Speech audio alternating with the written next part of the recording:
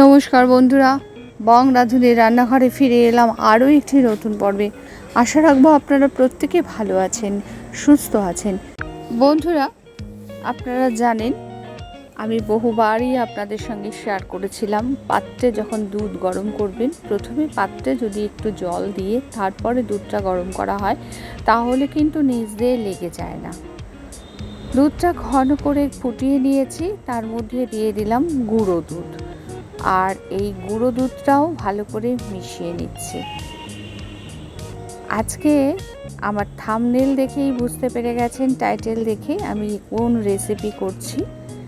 এখানে একটা ক্যারামেল করে নিচ্ছি। চিনিটা দিয়ে দিলাম, মেজারমেন্ট কাপের 1 কাপ চিনি। চিনিটা ক্যারামেল করে নেব। আর এই ক্যারামেল হতে হতে ওদিকে দুধটাও কিন্তু ফুটে ঘন হয়ে যাচ্ছে।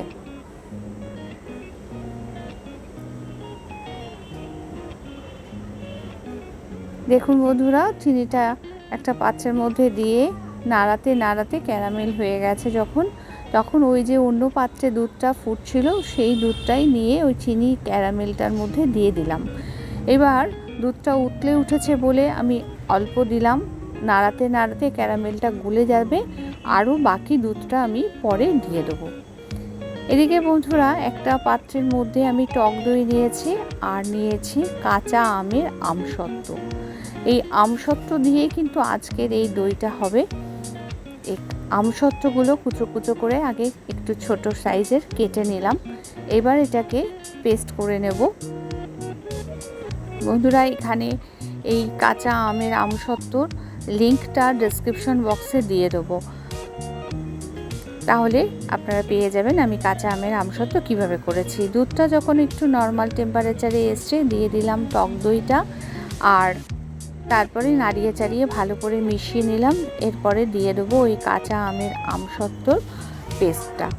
ব্যাস, এইভাবে নাড়িয়ে নাড়িয়ে একটু টেম্পারেচারটা নর্মাল হলেই এবার সুন্দর করে আমি অন্য যে পাত্রে আমি দইটা বসাবো সেই পাত্রের মধ্যে ঢেলে নেব।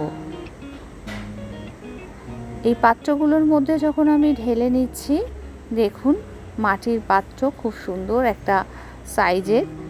আমার 4টে মাটির বাটি ভরে গেছে, আর একটা আমি স্টিলের বাটি নিয়েছি। একটা পাত্রের মধ্যে গরম জল বসিয়ে দিলাম, জলটা ফুটবে, উপরে একটা ছিদ্রযুক্ত বাসন বসিয়ে দিলাম, যেটার মধ্যে এই ভেপারটা উপরে আসবে, আর এই দইটা 5 মিনিটের মধ্যে জমে যাবে।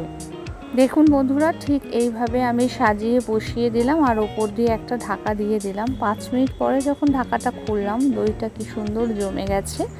এইভাবে আপনারা বাড়িতে একবার ট্রাই করে দেখতে পারেন। দুর্দান্ত স্বাদের এই কাঁচা আমের আমসত্ত্বর মিষ্টি দই।